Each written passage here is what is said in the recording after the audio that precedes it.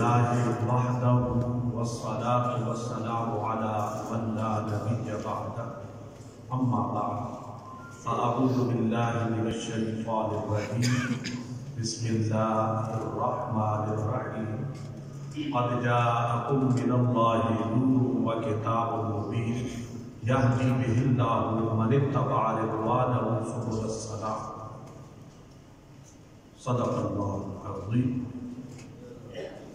عزت مآب علماء کرام، جمیع برادران اسلام، السلام علیکم ورحمۃ اللہ۔ آج کی یہ کانفرنس بہت عظیم مقصد کے لیے اور بڑے عظیم ٹاپک کے حوالے سے انعقاد پذیر ہے۔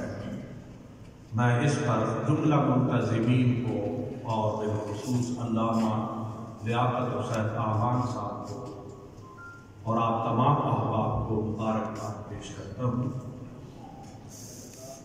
حضور نبی اکرم صلی اللہ علیہ وسلم کی جب بعثت ہوئی تو اس وقت انسانیت بکھری ہوئی تھی، لوگوں کے باہم رنجشیں تھیں، عداوتیں تھیں، قتل و غارت تھی، دشمنیت تھی، انسانیت اپنے اصلی مقام کو کھو چکی تھی۔ رسول اکرم صلی اللہ علیہ وسلم نے انسانیت کو وحدت میں پرو دیا، مسلمانوں کو ایک وحدت میں پرو دیا۔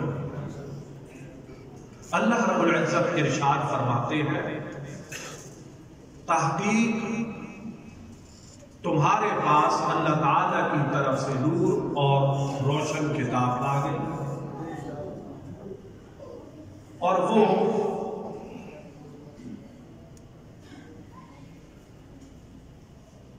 ہدایت دیتا ہے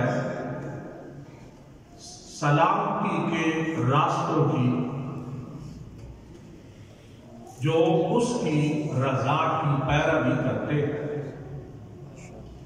تو اللہ رب العزت نے رسول اکرم صلی اللہ علیہ وسلم کو اس لیے بھیجا کہ لوگوں کو سلامتی کے راستے پر گامزن کیا جائے، اور وہ راستہ ایک نقطے پر متحد ہونا ہے، ایک نقطے پر۔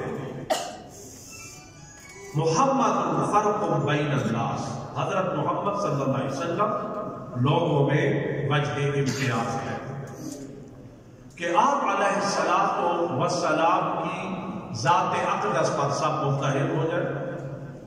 اللہ رب العزت ارشاد فرماتے ہیں، فَالَّذِينَ آمَنُوا بِهِ، جو آپ پر ایمان لائے، وَعَزَّرُوهُ، اور انہوں نے آپ کی تعظیم کی۔ دیکھیں، آمَنُوا بِهِ، ہاں ضمیر کا مرجع حضور ہے، فرمایا وَعَزَّرُوهُ، اور آپ کی تعظیم کی۔ یہاں بھی ہاں ضمیر کا مرجع حضور ہے، وَنَصَرُوهُ، اور آپ کی مدد کی، یعنی آپ کے مشن پر چلے تھے، ہاں ضمیر کا مرجع حضور ہے۔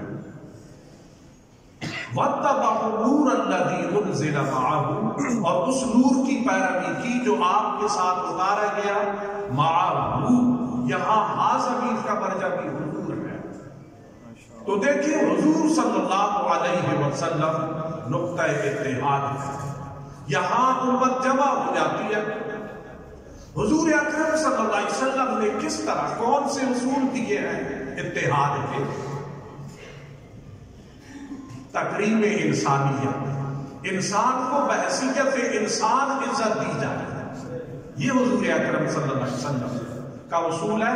اور مجھ سے پہلے میرے بھائی علامہ لیاقت حسین نے وہ روایت پیش کر دی ہے کہ حضور اکرم صلی اللہ علیہ وسلم نے فرمایا، اہل قبلہ کی تکفیر نہ کرو۔ جو کلمہ پڑھتے ہیں حضور صلی اللہ علیہ وسلم کا، کتاب پڑھتے ہیں حضور کی، اللہ کی توحید کے قائل ہے، رسول اکرم صلی اللہ علیہ وسلم کی رسالت کے قائل ہے، انہیں ہم کافر نہیں کہہ سکتے۔ تو اس طرح حضرات یہ بڑی تفریق ہے اس دائرہ سے اور اس طرح کے نظریے سے، تفریق، مسلمان بٹ جاتے ہیں اس طرح۔ حضور صلی اللہ علیہ وسلم نے متحد کیا ہے مسلمانوں کو، کلمہ پر متحد کر دیا ہے۔ تو آپ علیہ الصلوۃ والسلام نے انسانیت کو تقریب دی اور تقریب کے راستے میں جو چیز رہائی ہوئی اسے حرام کر دیا، اسے حرام قرار دیا۔ دیکھیں گالی دینا، فرمایا سباب المسلم فسوق و قتالہ کفر، مسلمانوں کو گالی دینا یہ گناہ کبیرہ ہے، فسق ہے، اور مسلمان کو قتل کرنا یہ کفر ہے، مسلمان کا قتل جائز سمجھنا۔ تو یہ کسی کو اختیار نہیں ہے کسی معاشرے میں کہ وہ کسی مسلمان کو کافر کہہ کے پھر وہ اسے قتل کرنے لگے۔ دیکھیں رسول اکرم صلی اللہ علیہ وسلم نے وہ تمام راستے بند کر دیے جو تفریق پیدا کرتے ہیں، دوسروں کی بے حرمتی، تحقیر کرنا کہ یہ فلاں مسلک ہے اور اس وجہ سے اسے حقیر جاننا، اس کی املاک کو نقصان پہنچانا اور ان کی جانوں کو نقصان پہنچانا۔ رسول اکرم صلی اللہ علیہ وسلم نے فرمایا علیکم حرام دمہ و مالہ و عرضہ، تم پر حرام ہے دوسروں کی جانوں کو نقصان پہنچانا، مالوں کو نقصان پہنچانا اور عزتوں کو نقصان پہنچانا۔ جو بھی کلمہ پڑھتا ہے وہ محترم ہے، اسے تقریر مل چکی ہے، اسے عزت مل چکی ہے اسلام کی وجہ سے اور رسول اکرم صلی اللہ علیہ وسلم کا امتی ہونے کی وجہ سے۔ تو اس طرح یہ بڑا اہم پیغام ہے رحمت للعالمین کے تفعیل کہ ہم متحد ہو جائیں، باہر ایک دوسروں کے جذبات کا احترام کریں۔ رسول اکرم صلی اللہ علیہ وسلم کے اس اتحاد کا ایک اصول یہ بھی تھا کہ اگر مسالے میں فرق بھی ہونا تب بھی دوسروں کا احترام کیا جائے۔ مذہبی رواداری جسے کہتے ہیں، دوسروں کے مذہبی جذبات کا احترام کرنا۔ دیکھیں اسلام کا نقطہ نظر اس حوالے سے یہاں تک ہے کہ رسول اکرم صلی اللہ علیہ وسلم کی خدمت میں نجران کے عیسائی آئے، نجران کے عیسائی، اور آپ کو پتہ ہوگا کہ حضور پاک نے انہیں مباہلہ کی دعوت دی تھی، مباہلہ کی دعوت، اور فرمایا فَقُلْ تَعَالُوا نَدْعُ أَبْنَاءَنَا وَأَبْنَاءَكُمْ وَنِسَاءَنَا وَنِسَاءَكُمْ وَأَنفُسَنَا وَأَنفُسَكُمْ ثُمَّ نَبْتَهِلْ فَنَجْعَلْ لَعْنَتَ اللَّهِ عَلَى الْكَاذِبِينَ۔ اے رسول ان سے کہہ دو کہ ہم بلاتے ہیں اپنے بیٹوں کو تمہارے بیٹے، اپنی عورتوں کو تمہاری عورتوں، اپنی ذاتوں کو جمع کرتے اور تمہاری ذاتوں کو، پھر اللہ سے التجا کرتے ہیں، گڑ گڑاتے ہیں کہ جھوٹے پر اللہ کی لعنت ہو۔ رسول اکرم صلی اللہ علیہ وسلم نے اپنے اہل بیت کو جمع کیا اور ان کا جو بڑا پادری تھا نا، اس نے جب دیکھا ان نفوس قدسیہ کو دیکھا تو اس نے کہا ہم مباہلہ نہیں کرتے اس لیے کہ یہ وہ مقدس چہرے ہیں، اگر یہ آج ہاتھ اٹھا کر اللہ کی بارگاہ میں التجا کر دیں گے تو پورے روئے زمین پر ایک عیسائی بھی نہیں بچے گا اور پہاڑ بھی اگر یہ اللہ سے التجا کرے تو اپنی جگہ سے ہل جائے گا۔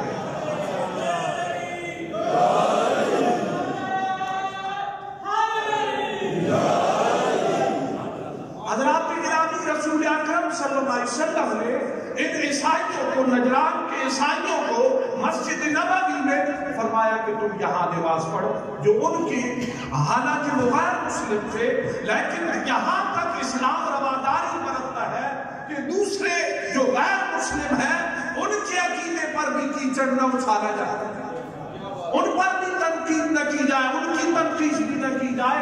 آپ علیہ السلام نے مسجد نبوی میں انہیں نماز ادا کرنے کی اجازت دی، فرمایا فصلوا، بس تم اپنی جس طرح تمہارا عقیدہ ہے اس کے مطابق تم نماز پڑھو۔ یہ جو اہل سنہ کی بنیادی امہات کتب ہے، کتب سیرت میں سے ان کتب میں یہ موجود ہے، یہ حقیقت۔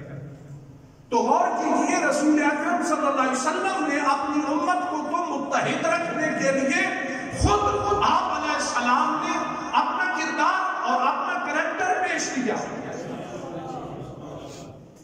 بنو عمر بن عوف کی طرف چلے گئے، بخاری شریف میں ہے،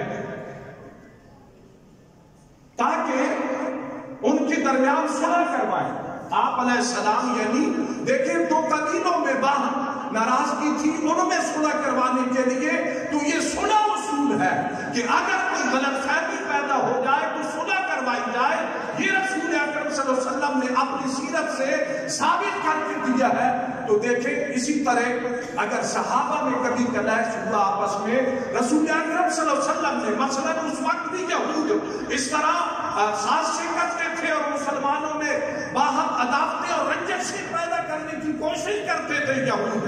حضور اکرم صلی اللہ علیہ وسلم نے مہاجرین اور انصار کو ایک جگہ جمع کیا اور فرمایا تم بھائی بھائی ہو. اور آپ علیہ السلام نے جو بھی راستے تھے جن سے باہم کوئی حسد، عناد یا کوئی تعصب پیدا ہو سکتا تھا، آپ نے تعصب کے سارے راستوں کو بند کر دیا. اس طرح چاہیے کہ کیونکہ وقت بہت مختصر ہے اور یہ اگر یہ اصول میں عرض کرتا چلا جاؤں گا تو بڑا لمبا موضوع ہے، اس پر میں نے بہت کچھ عرض کرنا تھا لیکن راستے میں مجھے تاخیر ہوئی. بس میں اپنی گفتگو سمیٹتا ہوں اور آخری بات عرض کرتا ہوں.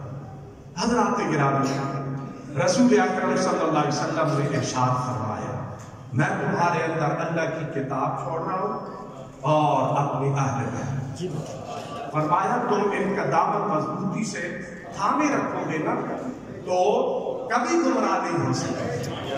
اور ایک حدیث میں فرمایا کہ میں تمہارے اندر اللہ کی کتاب کو چھوڑ رہا ہوں اور اپنی سنت کو. تو گویا تین چیزیں، اللہ تعالیٰ کی کتاب، اللہ کے رسول کی سنت اور حضور صلی اللہ علیہ وسلم کے اہل بیت، یہ اتحاد کا ایک منبع اور ذریعہ ہے. ہم ان کا دامن مضبوطی سے تھامے. اور پھر آگے جو علامہ لیاقت حسین صاحب نے فرمایا کہ کسی کے جو مقدسات ہیں ان پر تنقید نہیں کرنی، تنقید نہیں کرنی، اس سے باہم رنجشیں پیدا ہوتی ہیں. کوئی اور بھی ایسا کرے تو دشمن گھساتے ہیں ہماری صفوں کے اندر. اور ہمارے اہل تشیع جو بھائی ہیں یہ انتہائی سنجیدہ اور حکیم و بصیر قسم کے لوگ ہیں. یہ ایسی سازشوں کو خوب سمجھتے ہیں کہ آج بھی یہود و نصارہ ہمارے اندر چپکلش اور تفریق پیدا کرنے کی ناپاک جسارتیں کر رہے ہیں. تو اس وجہ سے ایسے عناصر کو ٹھکرا دیجیے جو اس طرح کی کوئی کیفیت پیدا کرتے ہیں اور تمام مسلمان بھائیوں سے محبت کیجیے اور اسی نقطۂ نظر پر متحد رہیے کہ ہم ایک امت ہیں، ایک رسول کی امت ہے. تو یقیناً ہمارے لیے اس میں دنیاوی عظمت بھی ہے اور اخروی نجات بھی ہے. وما علیہ